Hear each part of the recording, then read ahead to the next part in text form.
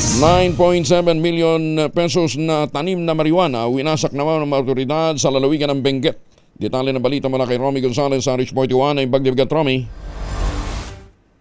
Higit sa 10.7 milyong pisong halaga ng tanim na marijuana ang winasak ng mga otoridad sa magkaiwalay na anti-illegal drug operation sa lalawigan ng Benguet.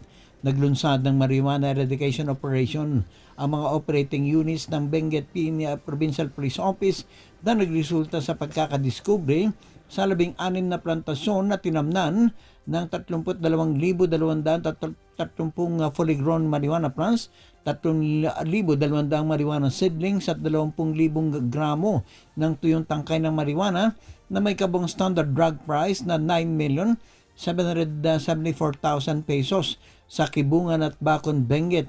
Naging matagumpay ang naturang operasyon na magkatuwang na pinatupad ng pinagsanib na operatiba ng Benguet Provincial Police Office, Police Regional Office Cordillera Administrative Region at PIDEO Cordillera. Lahat ng mga nasamsam na kontrabando ay sinunog ng mga operating troops sa mismong lugar ng operasyon. Patuloy naman ang investigasyon upang matukoy ang iba pang posibleng plantasyon na marijuana sa mga karatig na puok at madakip ang mga individual na responsable sa pagtatanim nito.